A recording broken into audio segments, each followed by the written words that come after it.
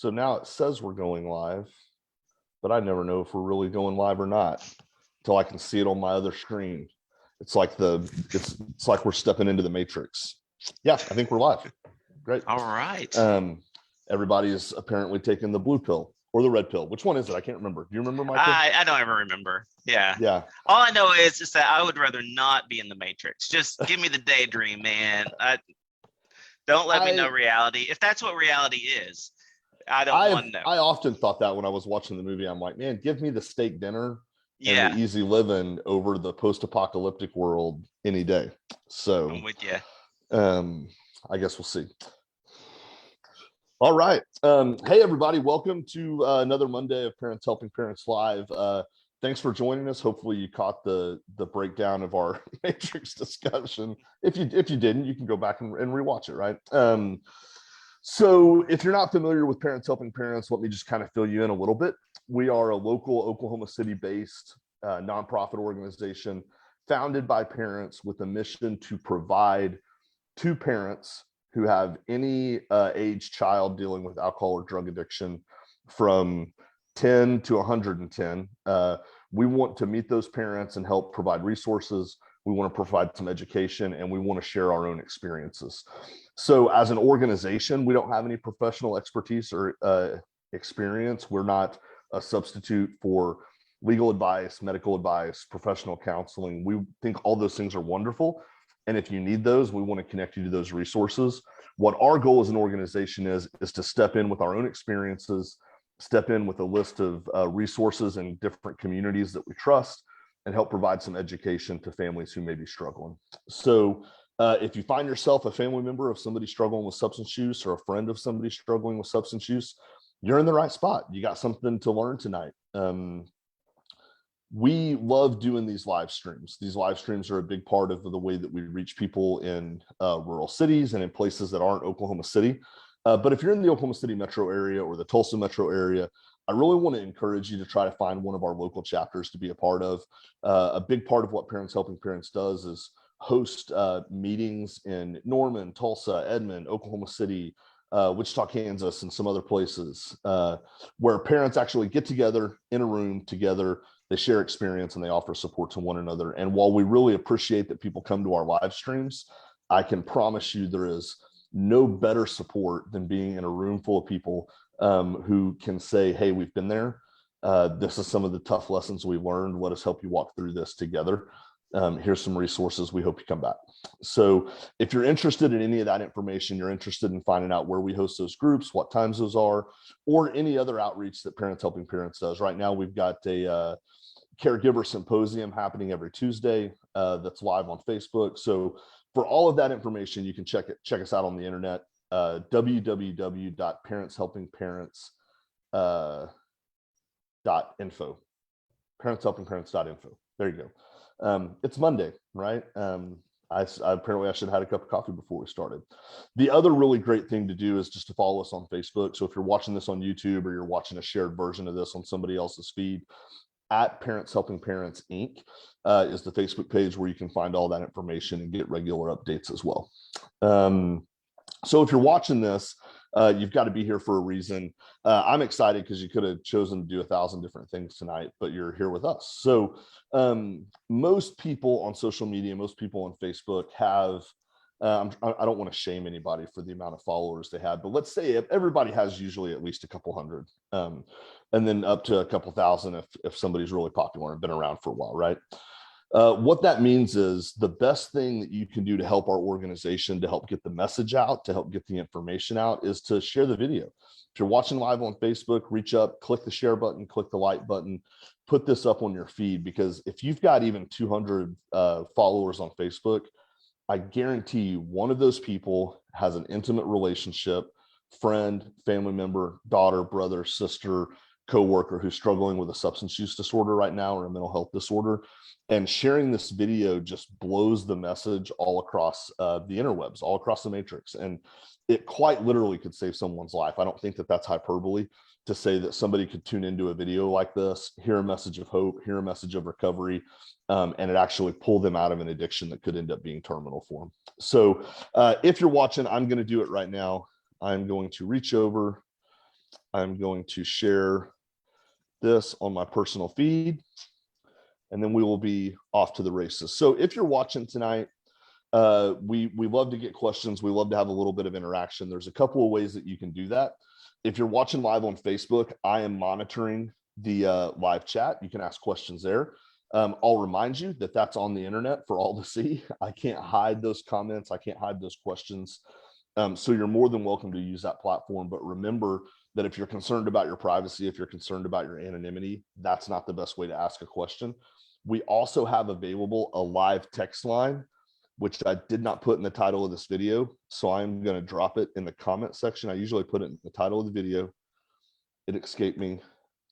It's right there. The first comment on the feed is our live text line. That goes just to me.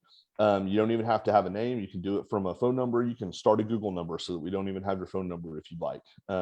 Send us your questions. We would love to answer those. So I'm really excited about the guest we have coming in tonight. Not only is he an outstanding local professional in our field, but he's also bringing a perspective that I don't think we get to hear as often as we should. And so I'm excited to introduce Micah Perkins from Edmond Counseling and Professional Development. And I know that he's got a lot of really great and wonderful things to say. So Micah, the floor is all yours, brother. Give us your stuff. All right, man. Thank you so much. I really appreciate it.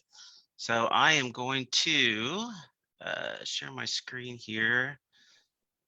And let's see, find my PowerPoint somewhere. Here we go. So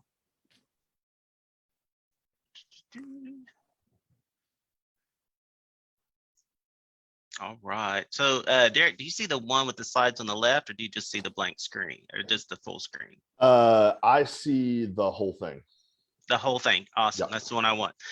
Great. Yes. So I am have a local chapter of S.M.A.R.T Recovery, and as Derek said, my name is Micah Perkins. I'm with Edmond Counseling and Professional Development. I'm a licensed professional counselor and also a licensed alcohol and drug counselor.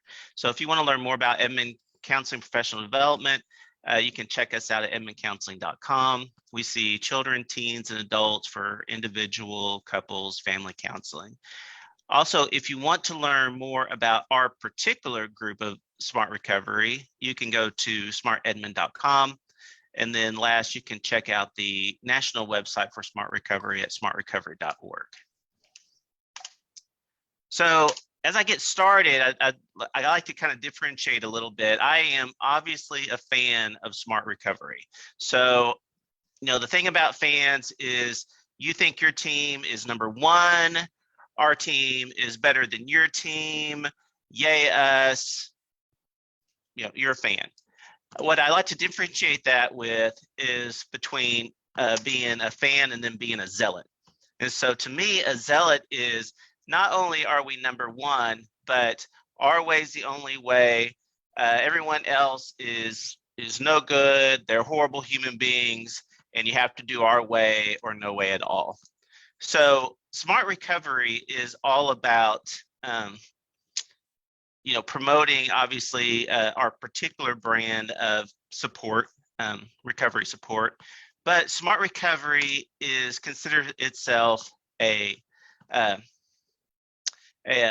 alternative to other approaches like AA, but not in competition with other approaches. So there's some people that come to S.M.A.R.T Recovery and then they might go to AA meetings during the week, or they might come to S.M.A.R.T Recovery or go to Recovery Dharma during the week, or some of the other type of approaches, and that is perfectly fine with us. A lot of times people do find S.M.A.R.T Recovery because they are looking for something that is an alternative to 12-step. And so just as there can be zealots in AA that think AA is the only way and everybody else sucks and AA is the only way to recovery, there can also be some zealots in S.M.A.R.T Recovery. But as a group, we try to have fans but not zealots, and I speak for like the national group and then also just locally. So anytime any zealot talk starts coming out, we try to redirect them back to being a fan but not being a zealot.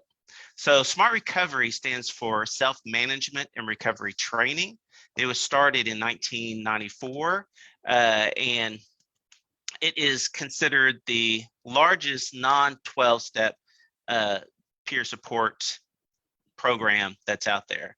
So currently have around 2,700 weekly meetings in 24 countries, around 1,700 in North America.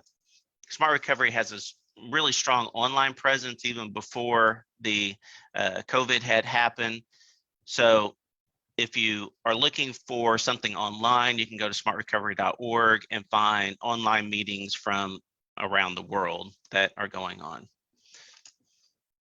So this is a map of the in-person meetings. This was done before COVID. So obviously this maybe would have changed since COVID.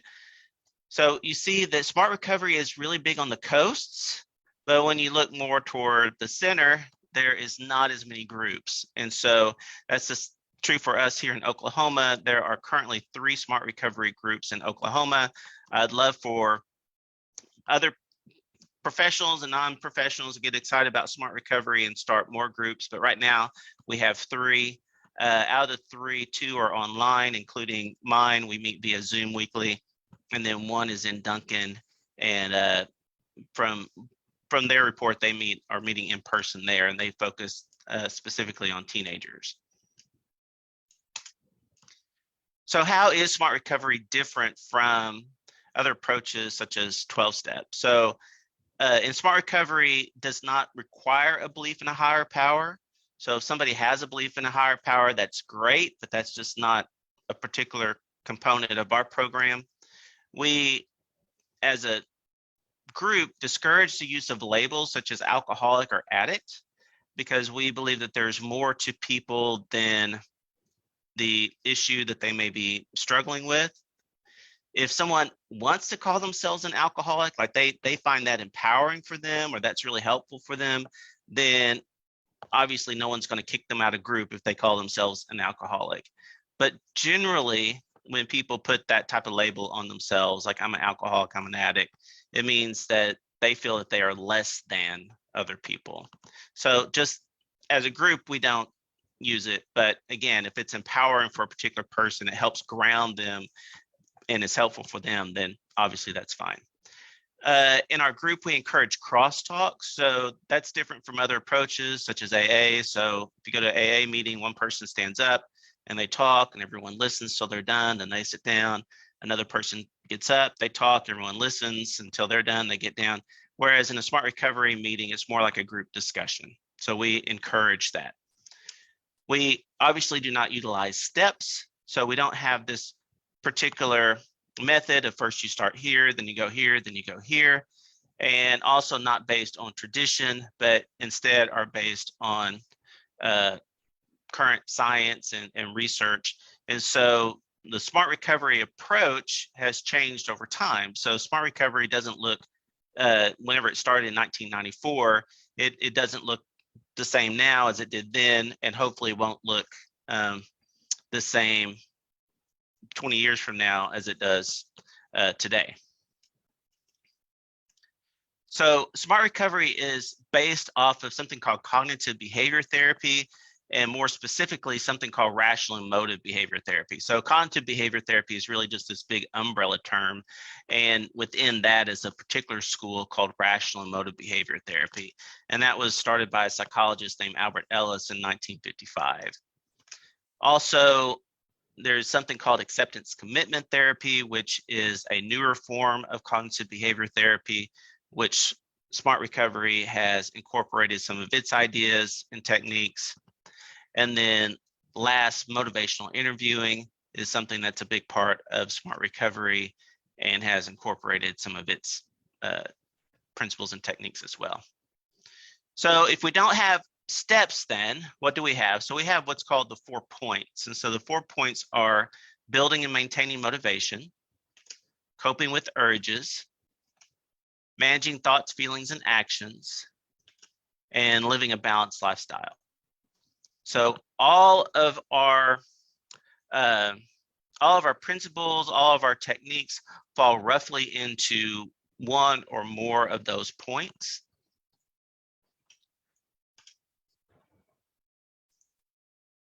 And so if you look here, this is just a list of some of our different types of techniques that we use. And you see along the top there are the different points, and then the X's just signify, you know, which of these points that these particular techniques address.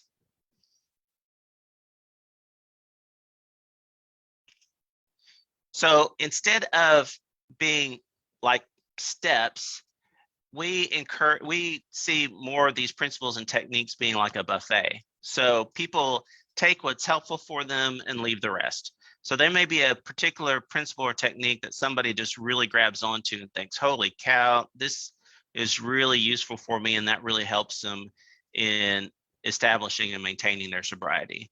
There may be another principle or technique that kind of comes to them and it doesn't seem to really fit their particular situation, or just doesn't seem to quite work for them, and just leave that. That's fine. So really just take what's helpful and leave what's not helpful.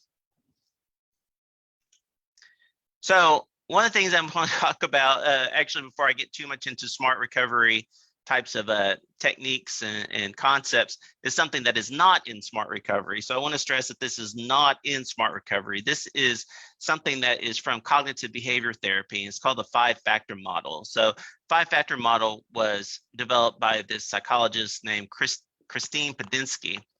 And so in her model, that, you know, all of us exist within an environment, and then within the individual, we have these different parts of ourselves. So we have this thinking part, we have our actions, which is just, you know, our actions. Obviously, I'm raising my arm, I'm talking, I'm walking. We have our feelings, our emotions, and then we have our physiology, which is all of our body processes, our genetics, all those types of things. And that all of these things act on and interact with each other, so that my thinking affects my actions, my feelings, my physiology. My actions affect my thinking, my physiology, my feelings the other three, and my physiology the other three. So one of the things I like to ask my clients whenever they come in is, you know, I say something like, hey, what is a favorite food of yours? Like if it's your birthday and your partner, your spouse, your family member comes to you and says, hey, it's your birthday, I'm going to fix you blank, or I'm going to take you out so that you can eat blank. Like, what is a favorite food for you? And so someone might say, well, you know, steak is my favorite food. It's like, oh man, that's great. What type of steak? Oh, this kind of steak, this cut, maybe a, you know, medium rare, or however they like it. And I say, okay, well, if we were to just close our eyes and think about this juicy steak and really focus on that, then we start having this physiological reaction. Our mouths start watering. And because you're telling me about this favorite food of yours, you're kind of having a smile on your face. You're getting kind of excited as you're thinking about that.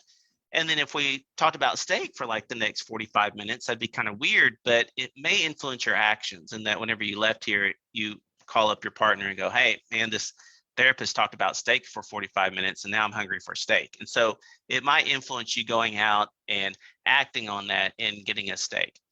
And so by changing our thinking, it influenced these other three areas.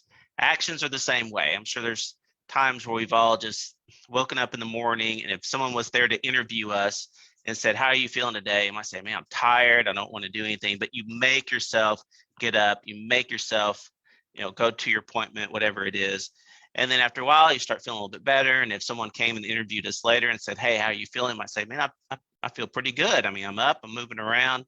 And so by changing our actions, that influences the other things. So thinking we can change directly. If I say, think of a steak, you can think of a steak. Actions, if I say, raise your arm, you can raise your arm. But feelings, we can't change directly. We can't just say, man, just be happy. No matter what the song says, don't worry, be happy. You can't just be happy. You don't have a switch, you just switch and be happy. You know, physiology, if I said, just sitting here, make your heart rate beat faster. And you can't do that. Now, if you got up and did jumping jacks, you could, but you can't just make your heart rate beat faster. If you thought of a scary movie, you could. Derek was talking about how he likes scary movies a minute ago. You could change your physiology, but just by itself, you can't change your physiology. So even though all of these things act on, interact with each other, the ones that we have the most control over, not complete control over, but most control over, are our thinking and our actions. And so that's why it's called cognitive behavior therapy, because all of these things are important, but really the primary levers of change are our thinking and our actions. So even though that's not a part of SMART recovery explicitly, that is within the background of everything that we do. So as I go through some of the other ideas and concepts, that's something to kind of keep in the back of your mind, that that we're really looking at the whole person within the environment and trying to help them elicit change in their life. Another thing that is part of SMART recovery are the stages of change. I won't go over this a lot, but pre-contemplation, person doesn't even realize that they have a problem. Contemplation, maybe they start thinking that there's a problem in their life. Preparation, they're starting to gather the resources. This is maybe when someone might come to a SMART recovery meeting. They're just kind of checking out and seeing what is out there, what's available. Action is whenever they start finding those things that are helpful for them and starts acting on that change. Maintenance is whenever they've been doing the change for a while, and then eventually the goal is to be able to exit, that they have been able to maintain this change long enough that then they are able to move on to something else. And the reason why I put this up here is that this is something that is in the SMART recovery curriculum. People come to SMART recovery because they are in that preparation stage. They're starting to kind of investigate different things. But also the thing that I want to point out is that SMART recovery, unlike some other groups like AA, for example, doesn't have this idea that you need to come to SMART recovery for the rest of your life. So SMART recovery is there for as long as the person needs it. If the person then says, man, I'm doing great, I don't think I need to come to SMART meetings anymore, they know where we are and they can come back to us. And hopefully they're able to maintain their sobriety. And we've had people that have left for long periods of time, and then things happen in their life, the stressors start coming back in. Maybe they haven't relapsed, or maybe they have, but they realize, I probably need to get to a meeting. So then they'll come back to SMART recovery meetings for a while, get reoriented, and then may end up leaving out of the group for a while. So we're here for as long as the person needs it. We don't expect anyone to continue in SMART recovery indefinitely. I think the other thing, before I move on from stages of change, we all realize that this is incredibly difficult and that no one goes straight through the stages of change. People will go through compilation, preparation, action, and then they will have a relapse or a slip or something like that, and then they'll end up going back to pre-contemplation and then contemplation again. So it really bounces around. It's not just a nice, smooth process, obviously. So just a couple of techniques I'd like to go over real briefly. So cost-benefit analysis is one of the techniques. So this is somebody that is in that contemplation stage, preparation stage. This is, it sounds very simple, but it's putting pen to paper. What are the things that I'm getting out of my substance of choice? Positive things, being as honest with myself as possible. What are the good things about it? And then what are the negative things about it? So there's a couple of different ways that one can do this. One of the most popular ways is just to have 4 quadrants. And so in these 4 quadrants, you have along one of the axis, you'll have short-term, long-term, and then on one of the other axis, you have like using and not using. So what are the short-term benefits of using? What are the long-term benefits of using? What are the short-term benefits of not using? What are the long-term benefits of not using? And as I said, just writing those down and being able to see it can do a lot to help gain insight. A lot of times we have these things bouncing around in our heads, but really just don't take the time to sit down, write them out, and then share them with other group members. What are some of the positive things that I'm actually getting out of this? And then what are some of the negative things I'm getting out of this? Another one is the urge log. So this is more for someone that is in that action stage. And so the urge log is just documenting what some of the triggers are and what was the trigger, like what was going on at that time, how strong my urge was, and then how long it took for that urge to pass, and did I give in on that urge or did I not? So it might be, I'm going along, life's going okay, and then I had an argument with my wife at 2:00, and that's when the urge to drink kicked in. The urge lasted for 20 minutes. I coped with the urge by getting in the car and driving out in the country rather than toward the city where the liquor stores were. And that's how that turned out. And just documenting these things, that helps us gain the insight into what are the actual triggers, and then how long these urges last whenever they do come. What are some helpful things I can do to cope with them? ABC model is a big part of SMART recovery. This comes directly from rational emotive behavior therapy. So the ABC model, A stands for activating event or adversity. That's the trigger. B stands for belief. C stands for emotional and behavioral consequence. D stands for disputing, which is challenging the belief. E stands for effective new philosophy, feeling, and behavior. So it's not what happens to us by itself that causes the emotion, but it's also our thoughts about what's happening to us that causes the emotion. And so self-helping beliefs lead to healthy feelings and actions. Self-defeating beliefs lead to unhealthy feelings and actions. Healthy feelings aren't necessarily pleasant feelings. So a healthy feeling is happy. Everybody likes to be happy, but also sad is a healthy feeling. Being concerned is a healthy feeling. Angry can be healthy, and anger can be a healthy feeling.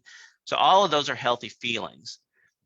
Some examples of unhealthy feelings may be things like depression or anxiety, high anxiety, or rage. Those are some unhealthy feelings.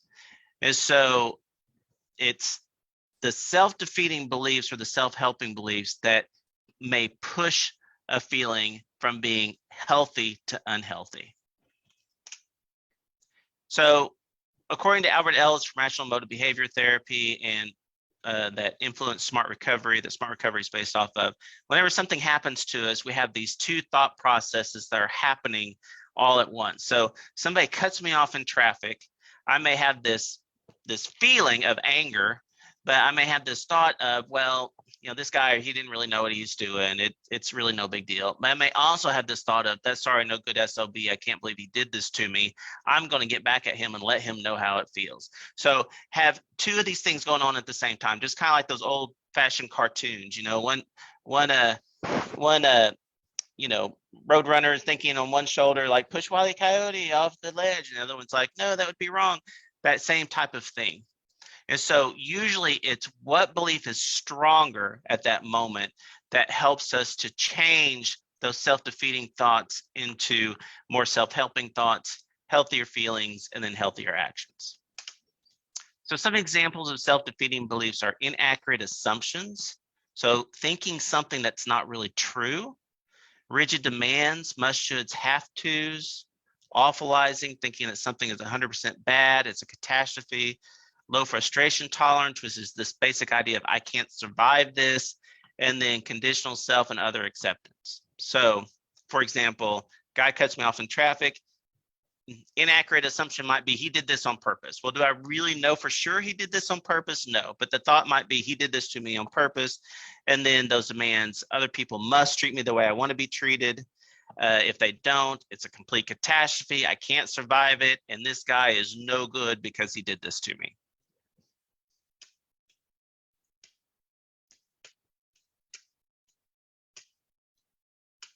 Some self-helping beliefs then are accurate assumptions. So being able to find the truth, the facts about something. Also flexible preferences, or what I like to think of as acceptance. Anti-awfulizing beliefs, or what I like to think of as gratitude. High frustration tolerance, which I like to think of as perseverance. And then unconditional self and other acceptance, or what I like to think of as trying to have compassion for ourselves and other people. So, for this situation, guy cuts me off in traffic. Well, do I know for sure that he did this on purpose? Well, no. I mean, it kind of looked like he didn't really know what he's doing. It didn't look like it was intentional. Other people aren't going to always treat me the way I want to be treated. Thank God, we didn't get into an accident because it could have been a lot worse. and I can stand this. No one was hurt. It was just a little bit inconvenient. And, like we say in the South, bless his heart for not being a better driver and pulling out in front of me, right? And so trying to change those self-defeating beliefs, thoughts into more self-helping beliefs. So when we look at this, that's part of that disputing process and then ingraining the new self-helping belief. And so it's not enough for me to tell myself these self-helping beliefs once. I have to remind myself of these things over and over and over again, because unfortunately our self-defeating beliefs are heavier, are stronger than our self-helping beliefs. So just because I tell myself that one thing once may not be enough to be able to offset it, to balance it out. So I might have to tell myself over and over and over again, God help this guy. He didn't mean to do it. It's okay. It's not the worst thing in the world. I have to tell myself over and over again.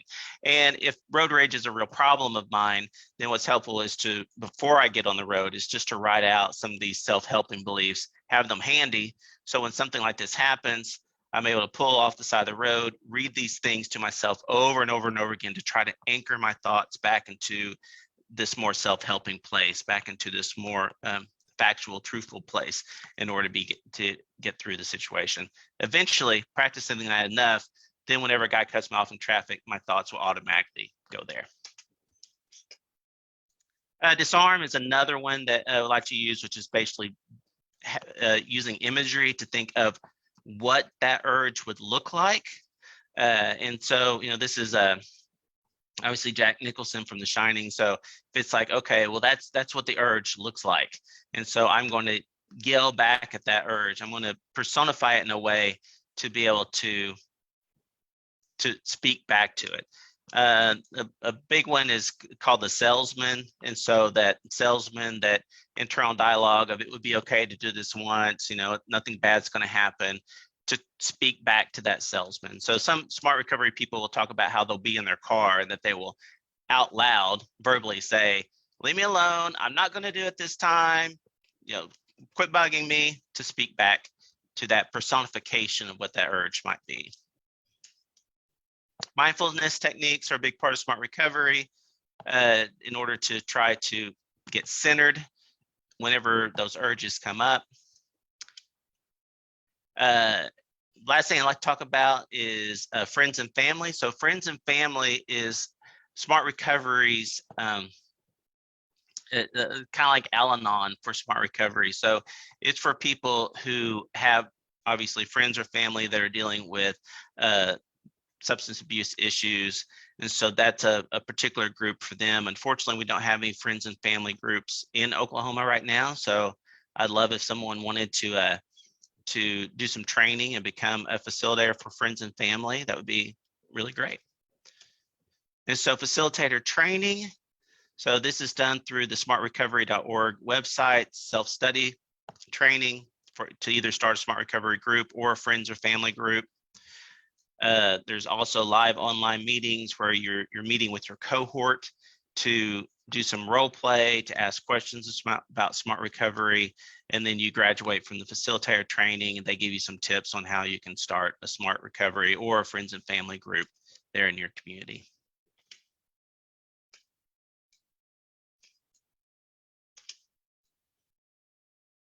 All right, so I know I'm about out of time. One of the things I kind of like to wrap up with is the story I heard one time. So I am actually not Buddhist, but from my understanding, in the Buddhist community, the group is called the Sangha. The church is called the Sangha. So the Buddha was on his deathbed. All of his disciples, all of his followers knew he was dying.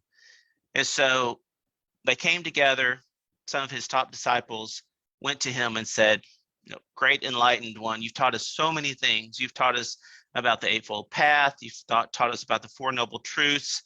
You taught us about the importance of meditation. What is the most important thing in order to gain enlightenment? And he said, the most important thing in order to gain enlightenment, the most helpful thing to gain enlightenment is the Sangha, the group. That's the most helpful thing. And so that's my feeling, is that even though I'm a fan of smart recovery, really it's the power of the group that's the most important thing. Group members getting together, having a shared experience that they can support each other and can have community and connection with each other. That's the most important thing. So if it's through Smart Recovery, that's great. If it's through AA, that's great. If it's through Dharma Recovery, that's great. Really, wherever a person feels is a good fit for them and where they can feel support in their recovery. All right. Thank you guys so much. Excellent. I am going to do, oh, there we go. Yeah, excellent. Okay. I think I've got it figured out. I've got so many different screens going on. Man, Micah, thanks so much. I wanted to start by saying that I was slightly offended at the beginning of your discussion to learn that I'm not an OSU fan. I'm an OSU zealot. Ah, yes. And maybe I can schedule a session. We can work some of that out. Because I was like, oh, that is actually exactly how I feel about everything.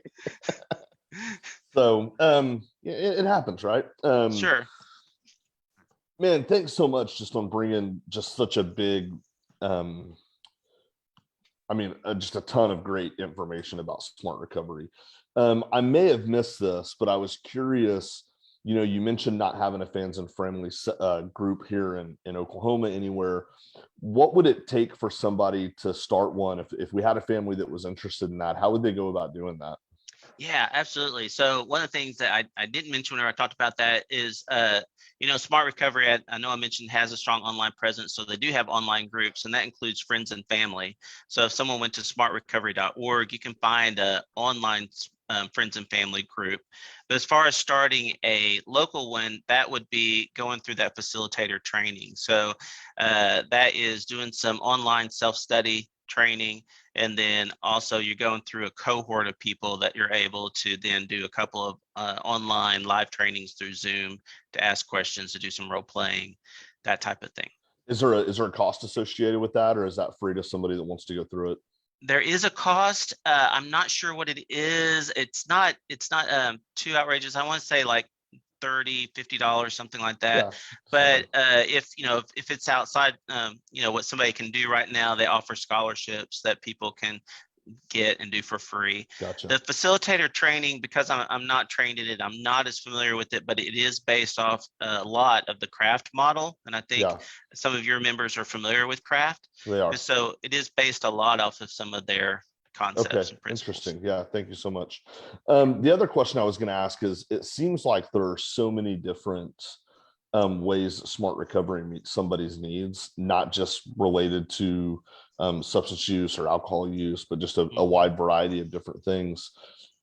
Is a problem with substances or alcohol a requirement to attend a Smart Recovery meeting, or could somebody maybe who's struggling with anxiety, depression find a place there as well? Well, it really needs to be either a addiction, for lack of a better word, in either a substance or a behavior. So for people that maybe have a pornography addiction, they're welcome. Gambling, they're welcome. For somebody that's just dealing with depression, anxiety, it's not really geared toward that particular population. Having said that, though, one of the things that's kind of different about SMART is, people come to a SMART meeting. As we say, we don't require people to introduce themselves of I'm Micah and I'm an alcoholic or anything like that. And so people may come to a SMART meeting. Typically how our format is, people talk a little bit about how their past week has been going. They may choose to talk about using their substance or not. Maybe they just talk about, I went to school, I had a great week, everything was great. Or I had a argument with my wife or whatever, and it was fine. No one's going to say, now you got to talk about your substances. You're not doing the work. It's really what people are comfortable putting out there. So there's some people that come to SMART who never talk about what the substance is that they're dealing with. There's some that go in depth about it. Counting days. Some people count their days since they've been sober. Some people don't. Yeah, excellent. One of the things I'm doing, Micah, so that everybody has access to this information, is I am putting the link to Edmond Counseling and Professional Development in the comment section awesome. of this, and I'm putting the Facebook page in this. So if you're watching on YouTube or you're watching and don't have immediate access to this, go to at Parents Helping Parents Inc. to the video section and watch it there. And you'll be able to have access to those links so that you can get in touch with Micah or his team. If you've got additional questions or feel like you could benefit from any of the professional services that they offer, the counseling services that they offer. So, man, Micah, I really appreciate it. I've been wanting to have you on for a long time, and I'm glad we were finally able to connect and get it done. Yeah, man. Thank you, Derek, so much. I really appreciate it and happy to be here. Thank you so much. Yeah. All right, man. Hey, have a great week. Everybody, thanks for being here. We'll see you back here in another 2 weeks for our next round. Thank you, guys. Micah, have a good night. All right, thank you. You too.